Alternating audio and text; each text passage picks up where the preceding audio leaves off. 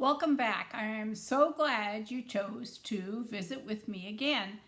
Now, before we go any further, class, I want to tell you this is your art class, all right? So if you, after watching my videos, have any suggestions or ideas, please don't hesitate to send me a little note. I think you can do that right on my site. Notice in the background I've got some tree trunks here. That's what we were talking about last lesson. You can see that I have used newspaper, I have used brown paper, I've used white paper, I've scrunched some of my trees, I have scribbled on all of them, and my tree trunks are just stuck up there right now with tape so that I can pull them off when I'm ready. Today, of course, we're going to be talking about leaves, and of course, all of this is leading up to a special project that we're going to be doing. But I want to introduce you to all of the nature aspects first. So today we're going to be talking about leaves, and of course, we're talking about the artist Henri Rousseau. And we're talking about the fact, remember, he was very, very poor. He went to work in the toll booth when he was 15 years old. Now, he really needed that job, not only because he needed to survive, but believe it or not, he got married when he was 15. So now he's got to help support his wife, Clementine. In fact, do you remember I told you about that waltz that he wrote? He named that waltz the Clementine Waltz for her. So he's married, he needs a job, he goes to work in the toll booth, but we all know that's not what he really wanted to be. He wanted to be an artist.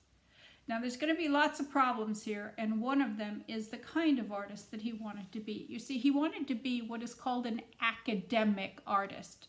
That word academic makes you think of school, doesn't it? And that's because if you're an academic artist, that means that you've gone to school to learn to be an artist. Henri didn't get to go to art school. Henri didn't even get to take private art lessons. He had no money for such luxuries. Henri had to teach himself. In fact, he used to love saying all the time, nature was his only teacher. So Henri observed. He looked at nature. And as I said last time, he looked at nature outside that toll booth. And he drew and drew and drew. He must have been well liked. He must have been really well liked by the people he worked with, because they always set his schedule up so that the least number of people should be heading into Paris on the days that he worked. Isn't that something? It says something nice about Henri as a person. Henri wants to be an academic artist. If you are a trained artist, you know the tricks. That's what being a trained artist is all about, learning the tricks. Well, Henri didn't know the tricks, and he's going to have to figure out as many of them as he can by himself. You know, I have said many times, talent is not important to being an artist. It's nice if you have talent. It makes things a little easier. You can figure out the tricks on your own a little more easily. But if you don't have talent, that does not mean you can't be a famous artist. And Henri's going to be an excellent example. All right, let's look at some leaves. I've got a special piece of paper here today. I have sprayed it. We're going to see if this works. You might be able to see the spray that I've put on it. I've sprayed it with a tacky glue so that hopefully what I can do is make my leaves stand up on this piece of paper. Now these are all leaves from my gardens. These are just tree leaves. We're going to talk about other things too, but these are just tree leaves.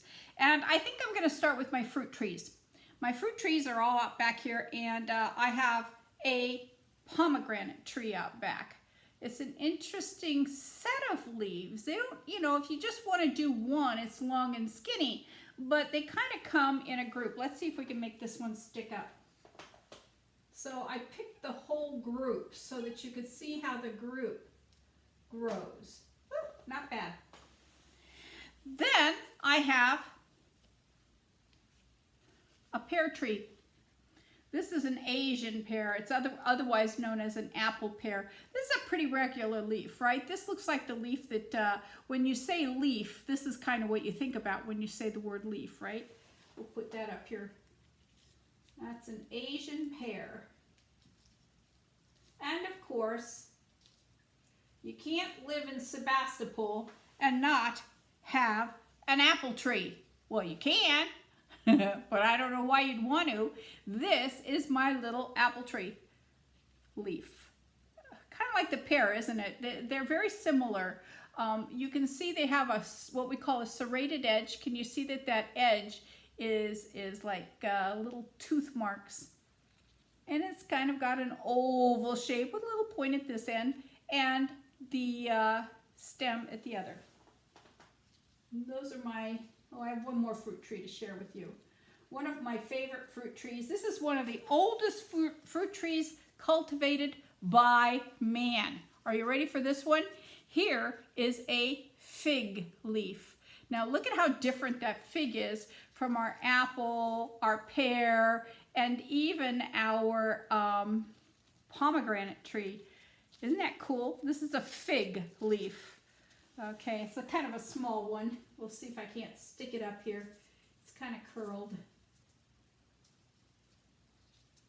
Stay. We'll see if it does. Ow! Not well. Maybe we'll try them over here. There's more glue.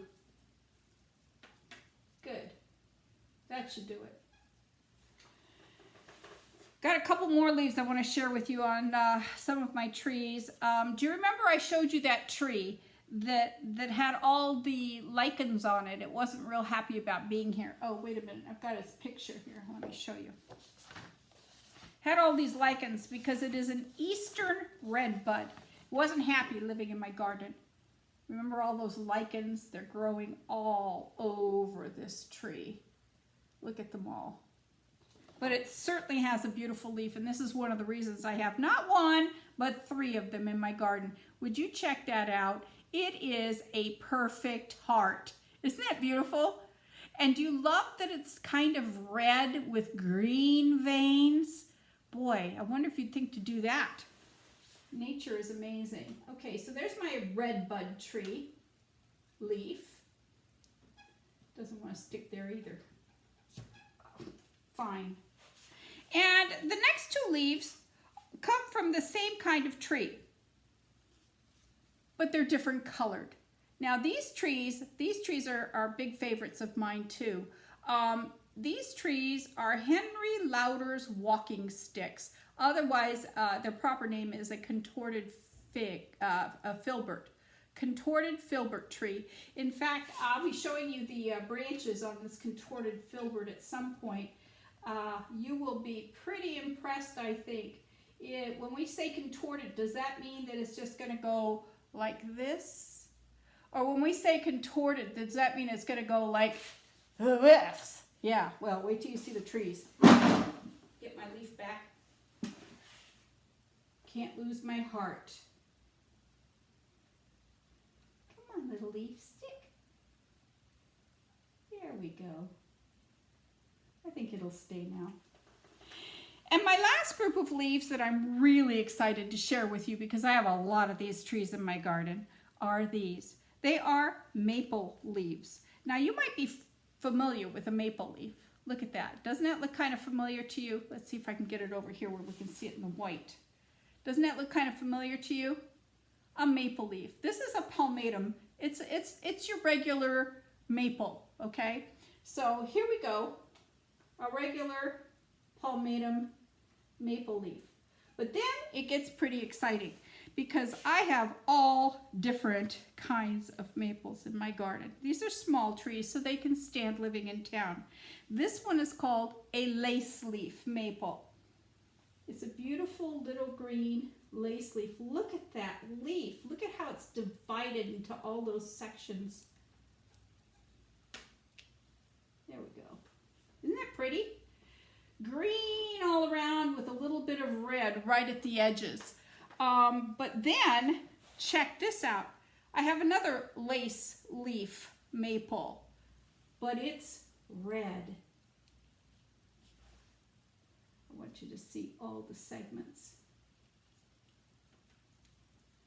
Wow, isn't that pretty? Like I said, these are small trees. I don't have a big garden, but I do have a lot of trees in my garden. My next favorites are these. These are called full moon maples. And you'll see how full the leaf is, and maybe that's where the name came from. This is an American full moon maple leaf.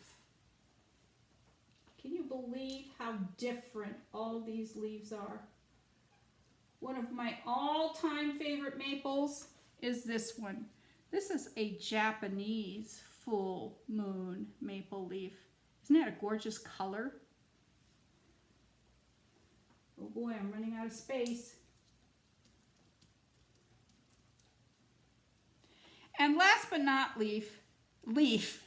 last but not least, my Eskimo sunset. Now this is a maple leaf too, but look at all the colors in this leaf. You have dark green, you have light green, you have kind of a yellow or a beige color, and you have an incredible number of spots. And notice that on the light part of the leaf, the spots are dark. On the dark part of the leaf, the spots are light. But then when you turn it over, it's red on the back. Is that not? This is just for this leaf. It is worth having one of those trees in your garden just for that leaf. One more to share with you, and then we're going to do a little drawing. A magnolia leaf. Now look at this. Boy, that's a big waxy leaf, and it's really stiff too. I don't even think I could hang this up on my board. The magnolia flowers, you might be familiar with them because they're usually big white flowers and they have a lot of fragrance. We'll put him, let's see, maybe we can stick him up with a piece of tape right over here. There we go. Can you see him there? A magnolia flower leaf. I do have one more picture I want to show you of some really incredible leaves. These.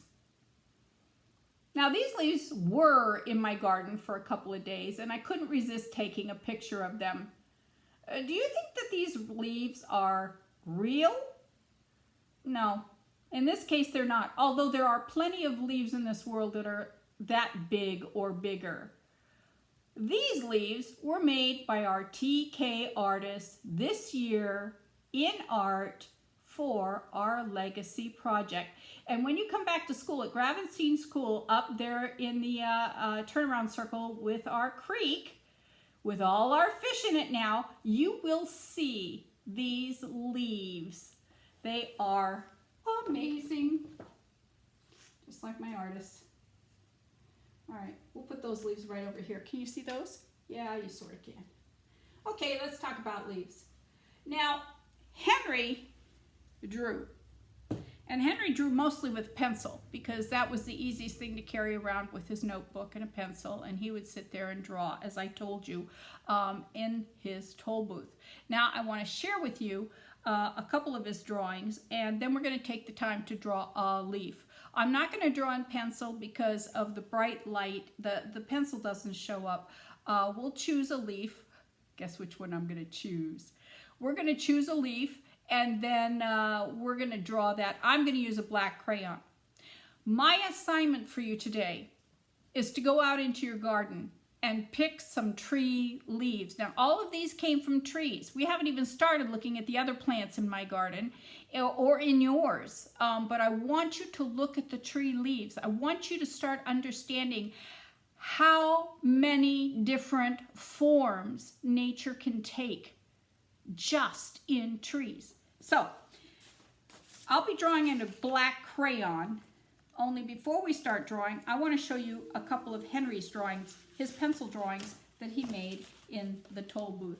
Okay, here we have the walkway up to the toll booth. And look at that beautiful tree. And I wanted you to notice something about that tree very specifically. Did he make it a lollipop tree? One big round circle shape at the top? No. He draws his trees leaf by leaf by leaf. Okay, and over here we have a scene that is the toll booth. Can you see that big wall behind the toll booth? Here's the toll booth right in this area, right? Well, actually, this part's the actual toll booth. And there's some people walking up. There's this huge wall. This is the edge of Paris, and then you go inside to the city of Paris. Look at that. Pencil drawings. Henry was never still. I want to show you, this one I can show you easily because it fell out of my book. You know my books. They're well used. Oh my gosh, he was focusing on an oak leaf. I didn't bring any oak leaves in. I want you to notice this one is not done in pencil. This is done in ink. And he has some special lines back here. Some of you have learned this from me already. We may talk about this even this year. These are called, these are called hatch marks. Hatch marks. They can go in one direction or they can go in two. When you're working with ink, you can't make light and dark because ink is just plain black. But what you can do is put your lines closer together to make it darker, or put them farther apart to make them lighter. And that's exactly what he's done in here. And then hatched the background to make the background look gray. This was a white piece of paper when he started, but now it looks gray. Many different kinds of gray. Look at all those different kinds of grays he's got in there. And black. And then he's even left a very, very few spots here to show white. Are you ready to look at one of his paintings? Well, first I'm going to show you the toll booth itself. Look at this. Here is an actual photograph from the 1800s of the toll booth. This is from a different angle than the drawing I showed you before. This is an actual photograph of Henry's toll booth. This is where he sat every day. And there's the gate leading in. You can see the cobbled street. And then off they went inside the city of Paris. Are you ready? I'm going to show you the painting he did of his toll booth. Oh yeah, look at that. What do you notice first about this picture? What impresses you most? I hope it's not that little guy standing there. Because that little guy standing there kind of looks like a cartoon. See the guy standing on top of the fence? I mean on top of the wall? He kind of looks like a cartoon too. But when I pull back and you look at this picture, oh my gosh. Do you see the color? Yeah. Wow. Do you see the contrast in his color from the lights to the darks? And do you see how many different kinds of green he's talking about here? And check out his two trees. Do you see all those leaves? It's not a lollipop tree. There are individual leaves throughout these trees that he has painted. Isn't that amazing? I'm going to show you one more painting. Then we're going to get started on our drawing. This last painting is a painting of his wife Clementine as she was walking through a forest. Check this out. It may have even been the forest near his toll booth. Once again, if you look at Clementine, you are going to observe that she is more like a cartoon than a real life photographic person, right? I'm not saying she's bad. I'm just saying she doesn't look like a photograph, right? But when we pull back and we start looking at this picture, holy macanoli class, isn't this beautiful? Look at all the greens. Look at the way he's balanced his oranges across the picture plane. And then look at all the leaves. You've got leaves in the bushes. You've got leaves on the branches. You've got leaves in the trees. Henry loved leaves, and he loved his trees. Okay, let's do a little drawing.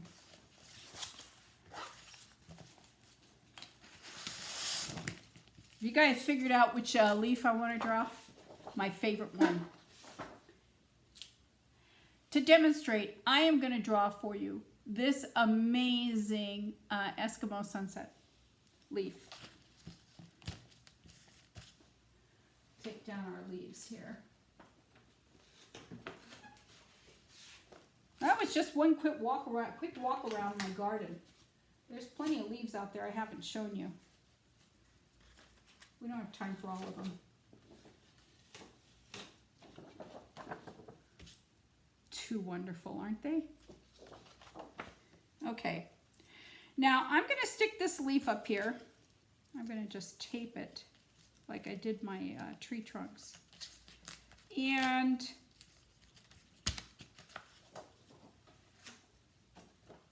we're going to start drawing this leaf. I just want to demonstrate for you. Now your assignment today is this. I want you to go out and I want you to draw at least 3 leaves. But I really, really want you to look at them because leaves are amazing when you start looking at them. You can see the whole wide world in a leaf. The veins look like rivers. We talked about this when we were studying George O'Keeffe. The veins look like rivers, you know. Nature repeats itself. So look for those veins, look for those rivers. Notice the color variations. Now here, pull this a little closer if I can. The scrunchie sound. Scrunch, scrunch, scrunch. Okay, that's a little better. Here we have this wonderful leaf. And the first thing I want to observe is the shape. I am noticing that there are 5 different pieces to this leaf.